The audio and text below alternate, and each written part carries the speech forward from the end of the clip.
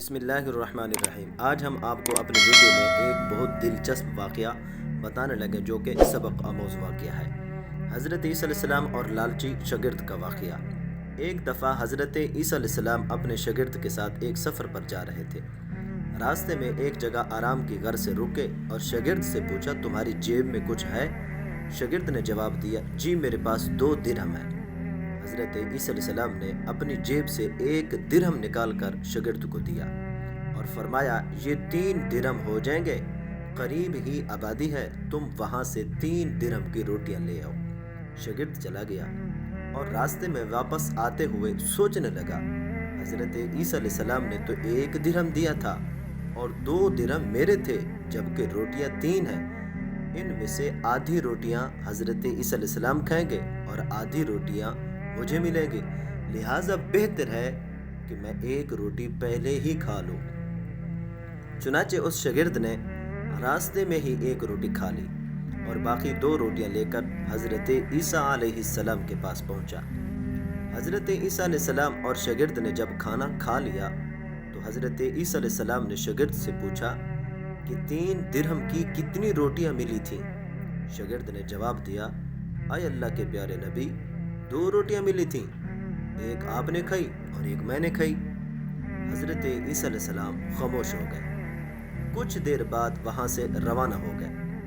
راستے میں ایک دریا آیا۔ شاگرد نے حیران ہو کر پوچھا، اے اللہ کے نبی، ہم دریا عبور کیسے کریں گے جبکہ یہاں تو کوئی کشتی بھی نظر نہیں آ رہی؟ حضرت عیسیٰ علیہ السلام نے فرمایا، گھبراؤ مت، میں آگے چلوں گا، تو میرا دامن پکڑ کر پیچھے چلتے آنا، خدا نے چاہا تو ہم دریا پار کر لیں گے۔ چنانچہ حضرت عیسیٰ علیہ السلام نے دریا میں قدم رکھا اور شاگرد نے بھی ان کا دامن تھام لیا۔ اللہ کے حکم سے آپ نے دریا اس طرح سے عبور کر لیا کہ آپ کے پاؤں بھی گیلے نہ ہوئے۔ شاگرد نے دیکھ کر کہا، میری ہزاروں جانیں آپ پر قربان ہوں، آپ جیسا صاحب اعجاز نبی پہلے کبھی مبعوث ہی نہیں ہوا۔ حضرت عیسیٰ علیہ السلام نے فرمایا، یہ معجزہ دیکھ کر تیرے ایمان میں کچھ اضافہ ہوا؟ شاگرد نے جواب دیا، جی ہاں، میرا دل نور سے بھر گیا ہے۔ پھر حضرت عیسیٰ علیہ السلام نے فرمایا، اگر تمہارا دل نورانی ہو چکا ہے تو بتاؤ روٹیاں کتنی تھیں؟ شاگرد نے جواب دیا، اے اللہ کے نبی، روٹیاں صرف 2 ہی تھیں۔ پھر حضرت عیسیٰ علیہ السلام وہاں سے آگے چل دیے۔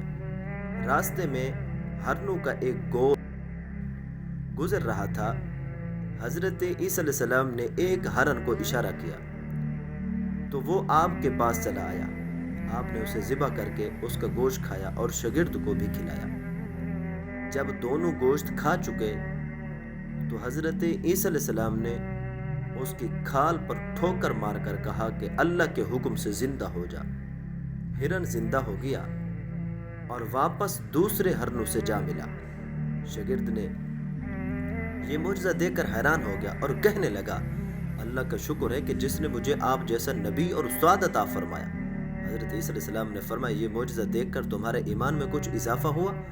شاگرد نے کہا، اے اللہ کے نبی، میرا ایمان پہلے سے دگنا ہو چکا ہے۔ حضرت عیسیٰ علیہ السلام نے فرمایا، پھر بتاؤ روٹیاں کتنی تھیں؟ شاگرد نے پھر وہی جواب دیا، اے اللہ کے نبی، روٹیاں بس 2 ہی تھیں۔ عیسیٰ علیہ السلام پھر آگے کی جانب چل پڑے۔ ایک جگہ پر قیام کیا تو دیکھتے ہیں کہ ایک پہاڑی کے دامن میں سونے کی 3 اینٹیں پڑی ہیں۔ حضرت عیسیٰ علیہ السلام نے فرمایا، 1 اینٹ میری ہے اور 1 اینٹ تمہاری ہے اور تیسری اینٹ اس آدمی کی ہے جس نے تیسری روٹی کھائی تھی۔ یہ سن کر شاگرد شرمندگی سے بولا، تیسری روٹی میں نے کھائی تھی۔